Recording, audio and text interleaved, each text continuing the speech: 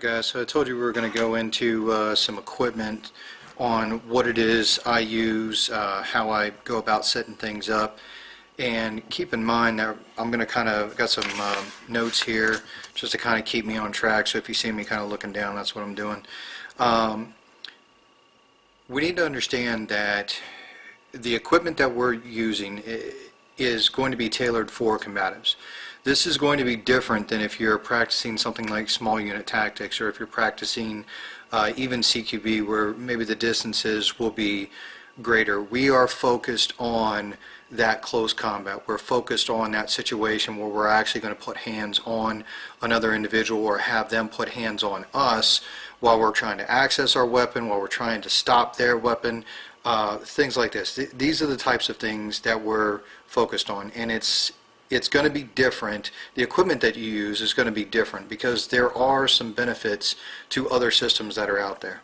Now, the three primary systems that are out there, four if you want to look at it, is Miles Gear. Miles Gear is basically military grade laser tag. For you guys who grew up in the 80s, you know what I'm talking about. It was a little receiver that you wore on your chest, and the gun shot this laser beam out, and if it hit your chest, then you were done. So that's basically Miles Gear. Up from that is maybe paintball. A lot of agencies, a lot of military units still use paintball as their OP4 weapon. It's a good weapon. It marks the target. It's got a good velocity. The projectile itself is actually a paintball, thus the name, but it's got some mass to it, so there is some pain feedback there. But it doesn't really accurately mimic real weapon functionality. So there's some things that it's better suited for and other things that it's not. One of the downsides to military laser tag is basically people can basically cheat the system, throw code over it or something like that, or if that receiver doesn't actually receive that direct beam, then it doesn't register. So, and again, with laser tag, there's no pain feedback. So you have Miles Gear, you have paintball. Up from that, you have simunitions or UTMs. Simunitions are a good platform. They're things that they're better suited for than other areas, but it's probably the most realistic platform that you're going to use as far as doing things like maybe small unit tactics where the ranges are not going to be going out too far, maybe urban combat, things like this. Simunitions are probably going to be the best way to go. And then the next platform that you have is airsoft. Now, immediately when you mention airsoft, typically the mentality that people immediately gravitate towards is these little plastic guns inside of Walmart that you pull back and cock it once and it fires one BB and so on and so forth.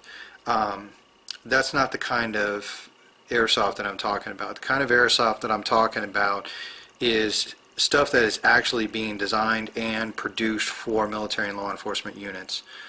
It functions in every way like a real weapon. It actually replaces your real weapon in your holster, or carrying your accessories, things like this. It mimics it in every single way. Now, once you get down into airsoft, it breaks off into two categories. You have gas blowback, which is powered by propane gas or green gas, which is basically just descented propane gas. And then the other platform that you have, or the other variation that you have, is an electric. The electrics are not really ideal for what we're going to be doing for combatives. They break, they're temperamental, they're just not suited for that hard impact hit, and most of the electrics, especially since we're focusing more on the civilian side of combatives, and it's very rare that you're probably going to be walking around with an M4 slung on you, we're probably looking more in the area of concealed carry, and electric pistols they're just not there. The few that even exist are just not there as far as the development goes. So Those are the things that we're looking at. Now, that being said, combatives, keep in mind that combatives is going to be that close contact. So if I reach out to somebody and they can reach out to me, so my arm's length plus their arm's length, that's kind of what I defined as a combatives type distance. That's a close combat distance. Once you start getting out beyond there, there's platforms that you can use. You can use UTMs, you can use airsoft, things like that, and it's going to kind of be a wash. But the two primary ones that are used primarily in combatives are UTMs or simunitions. We're just going to use UTMs, that brand, but UTMs and airsoft. Now, as far as UTMs go, you have to understand that the manufacturer, according to their own data, claim that the round itself is actually not rated to use inside 3 feet, meaning that it's not really designed to be used for close combat. It's designed to be used for maybe CQB or maybe urban tactics, small unit tactics, things like this. But it's not really made to be used for actual combatives type distances where you're going to be actually muzzle contact distance from somebody. Now, that's not to say that they can't be used or that they're not used, because typically what people end up doing to overcome that is they end up either putting on all kinds of safety equipment, or they end up padding up with multiple layers of clothing and things like this. And if you've there's a couple of really good instructors that are out there that actually use UTMs in their combatives classes. And one of the things that you'll notice is, as far as the gear requirements when you take their class, is they tell you to bring a heavy layer of clothing.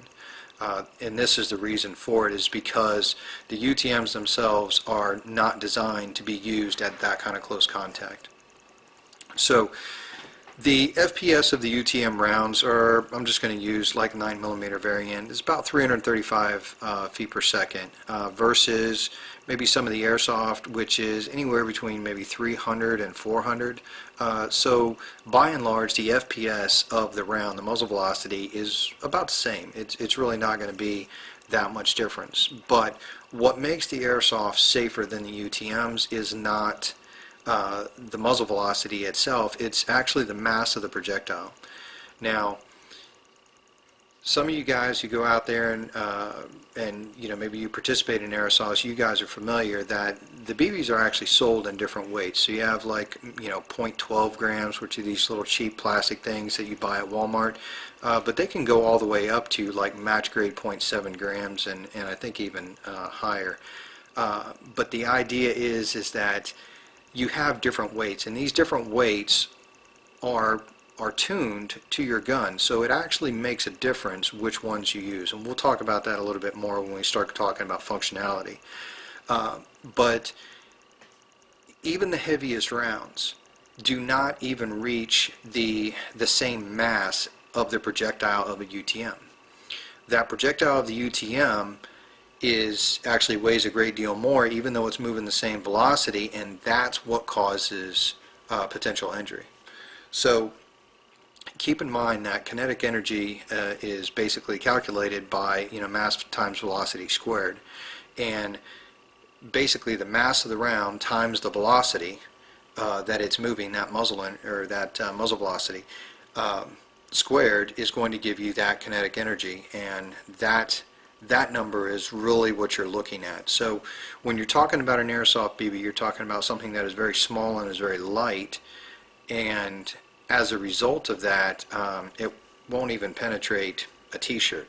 Now, that being said, that is not to say that you are not going to get some welts. You probably are going to end up with broken skin at muzzle contact distance, but if you don't have a mouth guard in, it will actually break teeth. So don't by any means misunderstand the fact that they're not dangerous.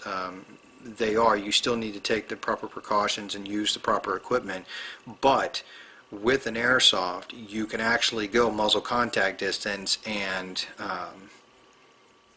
not risk injury. Pain, yes, but not injury.